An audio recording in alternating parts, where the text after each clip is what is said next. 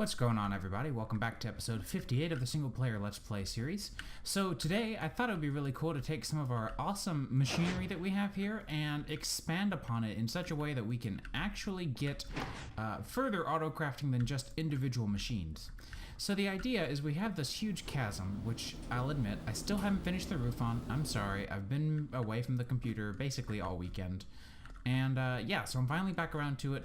I'll finish the roof at some point, I promise. It's kind of hard to juggle some of this stuff, so sometimes I forget. But I want to set up an entire section over here, and in fact, we can come over and grab ourselves. We should probably just, let's see. Why don't we grab ourselves some signs and start laying out some of the machinery that we may eventually want to have. How about that? So over here, we can have, let's see, thermal expansion, fluid automation. We can have, I'm thinking over here, we will want to do, let's see, automatic ore processing.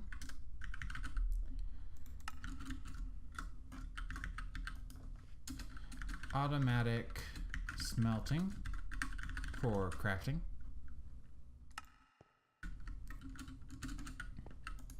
We can do automatic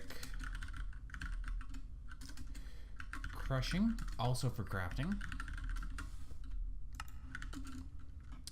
We can do automatic alloys, also crafting.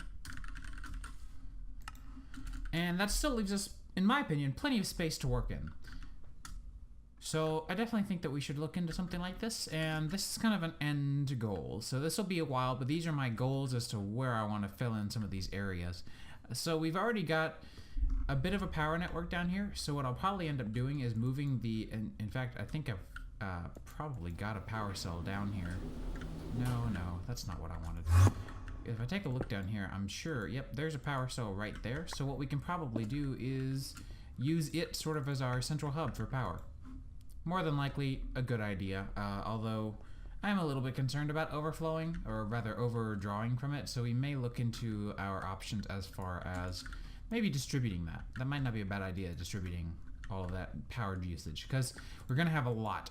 So perhaps we'll have an energy, or rather a power cell for each one of these sections. I'm not particularly sure. So why don't we get started by teaching our auto-crafting system how to make the machines, and then I'm going to say we should probably just go ahead and start simple with automatic, and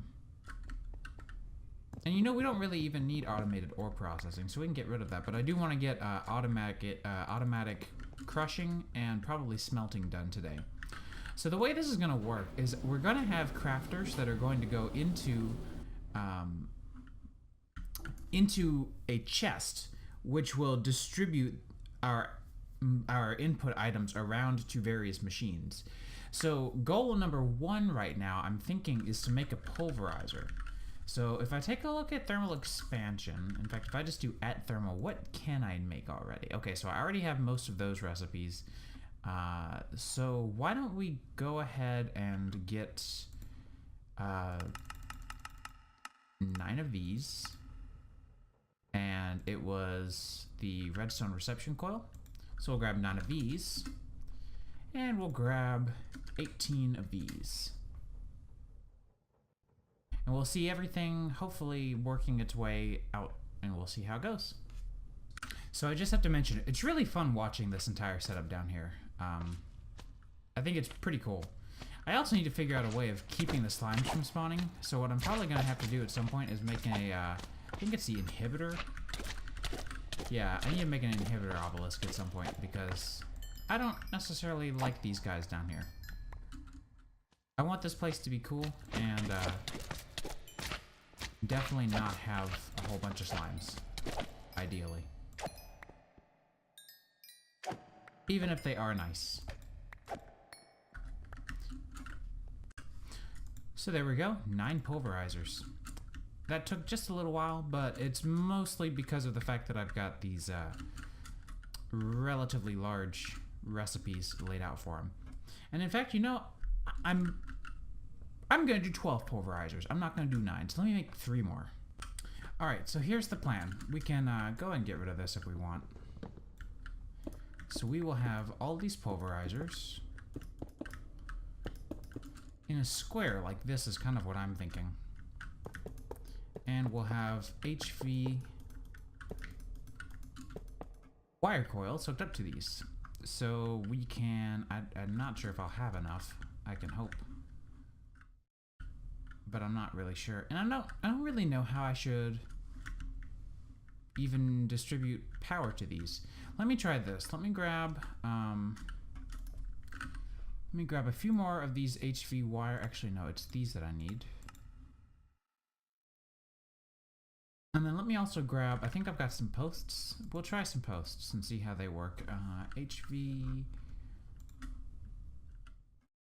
And then I think I can actually auto-craft everything for the wire coils, but I don't have them yet. So, oh, yeah, I can do that. So if we do...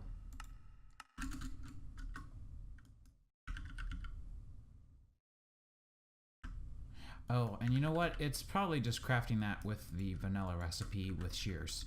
So not the best recipe, but it'll do. So we can take out the alloys sign for now and just move it. So we'll just put it here. Automatic alloys. So what'll probably end up happening then is we can do something like this. We'll have another power cell set to output mode, just like before. And I've already come prepared with a conduit facade. So we will have this, and actually, since we're in a position here that's a bit unique compared to the last time, we can actually just do this. So this is where it's kind of cool. I'm hoping that the render for that updates at some point. Maybe not. Okay, odd. So for this, we can go straight there, and we should probably see about doing something similar over here, but it's kind of hard to do it given the position that we have. But as a result, we can also do something kind of cool like this. So we can hook up all of our machines to this one wire coil, or wire relay rather. And then, is this too far? Nope. Excellent. So these should start getting power. Yep, there we go. Now my only thought is that maybe I should have rotated these the other way. So let me see if I can do that real quick just with a Yeta wrench. I should be able to do that. Yeah, cool. I just think it would look better if I had them all facing the right way at least. Yeah, that should work. Very cool.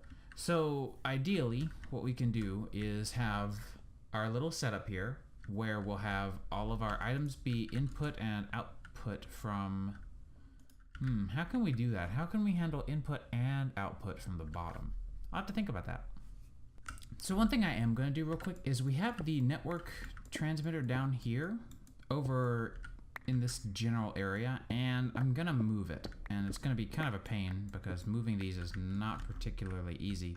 But I'm going to move it more in the center because, well, that just makes sense. So we can put it...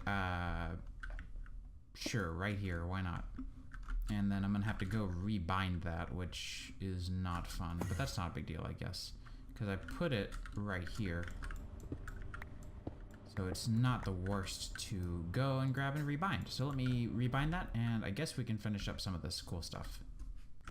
So here's the plan. I got rid of 4 of the pulverizers, so yeah, don't hate me. I know I made more, but this is kind of a learning process, so forgive me. It's just kind of how it's going to be. So we're going to have the following. We're going to input and extract just like this. So we're going to input from the left, and we're going to extract out the, or output out the bottom. So I'm going to set all these up, and I'll be right back when we're done. And with that done, we get to repeat a similar process with these 4 buffers that I've made. Well, I've got 5 buffers, but you'll see why. So with these buffers, we'll do a similar process. We'll just tell these guys to put push on these. And again, I'll repeat. All right, with that step done, the next step is we want to come down here and pipe all of these together in some logical method. So what we may end up doing, just to simplify our wiring, is we may find ourselves simply cutting corners here, and then we'll fill this in with item conduits if we need to. So the way this will work is we will have our recipes come into a single buffer here in the center.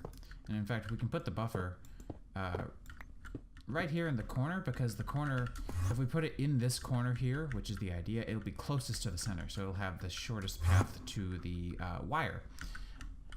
Plus, actually, the wire will more than likely branch out, so we'll have a wire coming straight over. So the idea is we'll have a crafter, let's say here, and then we will have our item buffer here, and then it will extract here.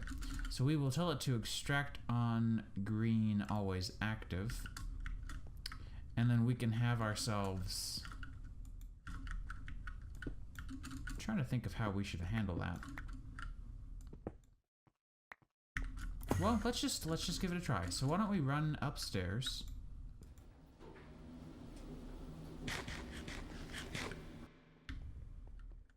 We have our crafter here for the sag mill that we probably don't need. Yeah, we don't need that after this is done. So we can just go ahead and handle that much. And so we will need an importer for sure. And we will also need to get ourselves, let me think, importer, which I already told it to craft one of those. We're also going to need to teach a recipe or two from Ender.io. So if we look at conduit upgrades, I'll just type grade because I don't necessarily,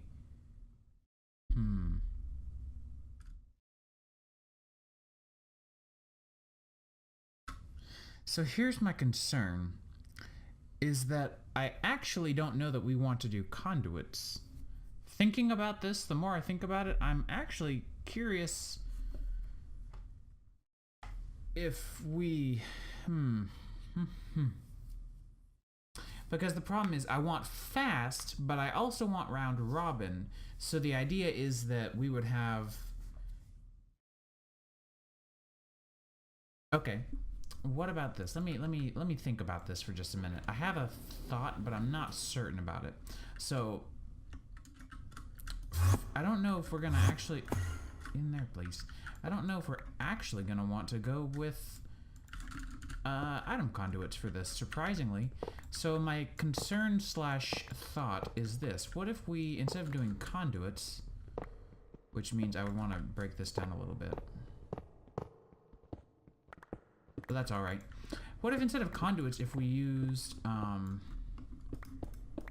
the extra utilities transfer nodes, because they can extract quickly, but they can also extract round robin. See, this is my problem, because if we take a look here, I can extract on an upgrade, but I don't think I can do a downgrade and an upgrade in the same one. Let me go try it in single player and see what I can figure out in my test world. Alright, so it's time that we get around to automating the alloy smelters now. So this part is going to be a little bit tricky, and that is because, of course, we have, well, quite a bit going on. So, and actually, I don't like how this is looking, so why don't we fix that? I think I'm going to do these guys from this connection over here.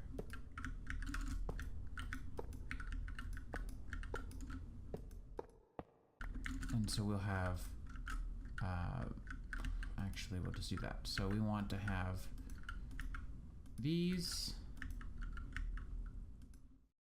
connected to this side. That way it just looks a little more uniform. And then this guy should be connected to this side. That way this one and this one will be the only ones that are connected to the center. So going back to the topic at hand though, these guys are going to be a little bit tricky to coordinate. I've got to be honest, I'm not really looking forward to automating these. I've tried to think of as many ways as possible to do this. I can't come up with any, so I actually asked Reddit for help for this one. And I got a lot of good suggestions, but the best one that I could find still isn't as good as I would like it to be. But I can't complain. It's still a great example of why the community is super helpful. Just the best that I can do, really. Which is a shame, but whatever. So I'm going to go ahead and start working this out, and I'll show you guys the setup. So the way it's going to work is this. I didn't want that. Sorry, I'm trying to keep these areas still just solid smooth stone at least, just so that it looks kind of a little bit nice, but even then not really that great. So we're going to start with a storage drawer with an exporter, and the exporter is going to be exporting redstone and glowstone for now. There's going to be other ones as well, but of course right now we just want redstone, and we can actually just search stone and we'll find redstone and glowstone. So what we want is, I've grabbed a storage drawer downgrade, which means these can only hold a stack of each item. And what we can do is we can put redstone and glowstone, lock those in there and take them out, and then tell you to export these. So we'll start getting redstone and glowstone in there. Next up, what I want to do is using some item conduits. We can cut the corners again, that'll be fine.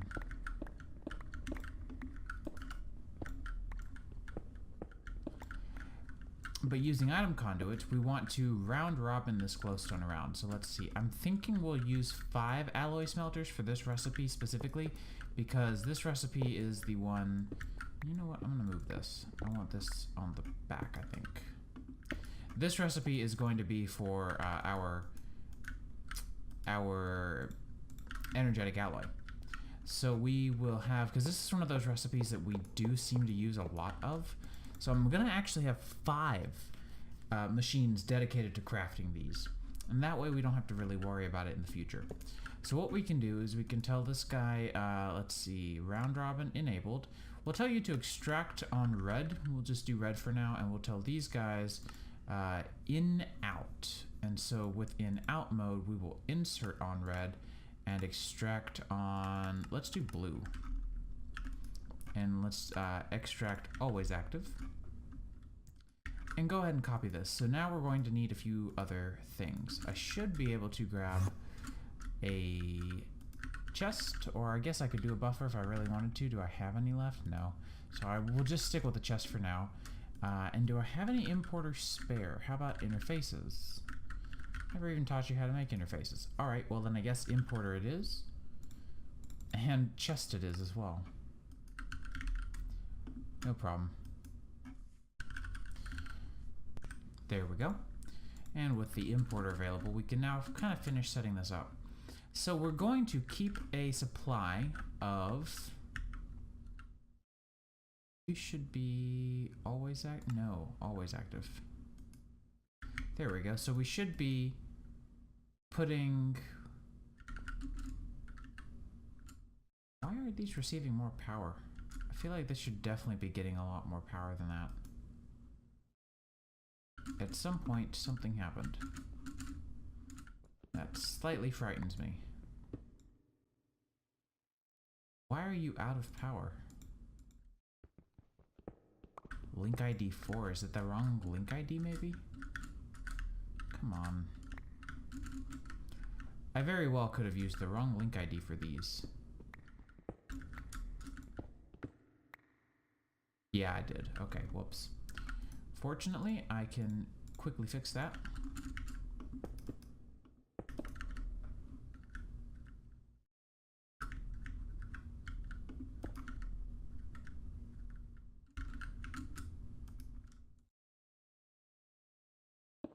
There we go. So now these guys should be getting power, yes? Yes, okay, good. And you'll see they're all filling up, all 5 of these are filling up with our redstone, which is great. So the last piece of the puzzle here is we're gonna have a crafter. We can put it right here, that's fine. It'll be hooked up to a chest. And we don't have to extract on all of those sides. And in fact, if we wanted to make this really efficient, I should have the ability to craft these, I think. Well, no, I don't guess I do I? Okay. We'll come back to that. We'll come back to that. Don't worry. I have thoughts, but we can work on that later. So we will also extract on red, always active, and we will have to teach it our recipe now, but our recipe is going to be a little bit different. So if you remember previously, our advanced alloy recipe used to consist of course, or rather the energetic alloy recipe used to, of course, consist of all sorts of different ingredients. So the energetic alloy normally requires these 3 ingredients, but with the way that we're setting it up, we only need gold as the input because we have the other 2 already. And so we will do exactly that. We will say gold will be the input. When gold comes into the system, then we'll get it here, it'll get extracted, pulled in, and then what we'll have is our importer can go on this chest, and we don't want you to connect, but you can insert on blue. So now, in theory, if I ran over here and said craft me, let's see, alloy, craft me 12 of these, it should send, it sent them all to one place, which is not perfect, but I also somewhat expected that because of, again, this a very similar issue as this, as far as just kind of the inconveniences. So right now, if it's doing round robin, which it's not, that was the other problem, that would have been a lot better. So if we did round robin mode, then a few of these are going to be running, right? Running, running, and running. There we go. So the last thing that I want to make is some item stack downgrades for this conduit so that each one of these gets 1 at a time. That way we do have a full distribution, because right now each one of these is getting 4 at a time, which isn't quite even. It's pretty close, but not quite. And I think I have an extra octadic capacitor in U that should actually be in here for now. So this is going to definitely help out our speeds pretty substantially. So as for the other machines here, we have to do something somewhat similar, but not quite to this scale. So I'm actually planning on just having crafters for each one of these individually, so that all of these machines here can literally just say, okay, boom, input output for one specific recipe. Now, how I'm going to get the items out is still left to be decided, but I think it's safe to say that we have a little bit of space to work with. I may end up doing the same thing I did over here with the caches, but I'm not, or with the buffers, but I'm not particularly sure, because really I don't know if it's all that necessary. So I'm gonna just kind of play around with some of these designs, and I'll be back in a little while. Okay, so I think this was gonna be the hardest one, but it's done. So be proud that it is done. It's not pretty. I've got to apologize now, but these should all, at this point, I think my last octadic capacitor should have just crafted, and we had one last one of these, which still needed it. So now all of these have octadic capacitors. These 5 are being used, these 5 here, are being used with stock for glowstone dust. These 2 have been used in stock for ender pearls, for the vibrant alloy, and then these 5 with the ender pearl particles are for the normal recipes just that we have here and there. So they have crafters underneath them for input, and then I'm using phantom faces and phantom connectors to essentially pull the items from them and then put them into our little universal import chest here. It's a bit of a cluster down here, I gotta be honest, it's not the cleanest setup, but you also have to admit that from the outside it actually looks pretty unsuspecting. There's no signs of auto-crafting, it just looks like a whole bunch of machines. So generally, I'd have to say this is tolerable. The nice thing too is this is actually pretty fast. It's one of those setups where we're back to a point now where the way I've laid these out, I'll show you, should be with the fewest amount of conflicts. So for example, I've paired pulsating iron with conductive iron because I hardly ever craft the 2 at the same time. I've also paired fused quartz with redstone alloy for the same reason, solarium with silica with electrical steel, invar with dark steel, and electrum with bronze, because these are all recipes that seem to usually be mutually exclusive whenever I craft with them, just in general, not always. I know that there are going to be positions where sometimes I'll be a little bit wrong on that, but for the most part, definitely feel like that's a more or less acceptable setup. So at this point, I think what we have left is just setting up a large-scale auto smelting setup. And that should be very simple, comparatively. This was not easy to do. The smelting setup will be just as easy as this was. So I'm probably going to set something up almost identical to that. And, oh, a slime died here. Haha, you deserved it. Cool. Well, I'll get that working. We're going to need 8 more machines. And this time, I think I'm going to use the redstone... Oh, I forgot to reconnect this. Oops, that could be pretty catastrophic. But this time, I think I'm going to use the redstone furnace, because I think that would be our best bet. Oops. Oh well. Didn't mean to leave that in a state of derp. But that's okay. It'll be fine. Alright, and I think this setup is done as well. So if we come over here, we should be able to craft, I don't know, probably about a stack of hardened clay. We can just start there. And we should see all 8 of these powered furnaces kick off, or redstone furnaces kick off. In round robin mode, they should be getting 1 item at a time, and we should start getting a stack of hardened clay. Slowly but surely. Yep. So that's going really quite stunningly well. So, honestly, I really feel like we've made a lot of good progress this episode, so I think I'm going to call it there, but this bulk auto-crafting system is going really awesomely. A few things worth mentioning is that in between cuts, before I could set this part up, I actually had another fatal power outage in my base, and it was all because I ran out here of... Where does that go? I'll have to find where that goes again. Great. I keep on losing the facade that I break there, and I don't have any clue where it jumps to. It glitches away somewhere, but still. This drawer kept on getting filled with just crap. Or rather, this wasn't a drawer. It used to be a simple cache. So I've changed this to a drawer that's only allowed to hold a stack of every item that we want. That way we make sure that this does not run out of normal canola seeds, because that was our problem, is it was running out of canola seeds, getting filled up with the empowered canola seeds, and was therefore not able to turn into crystallized canola at any point. So that should be remedied now. We should be in good shape, and hopefully we won't have that problem again. So yeah, we'll just have to keep an eye out on it and make sure that everything continues to work out okay. And I still can't find it. Oh well. So I guess I will see you guys in the next episode. I hope you guys enjoyed this one, and I'll see you next time.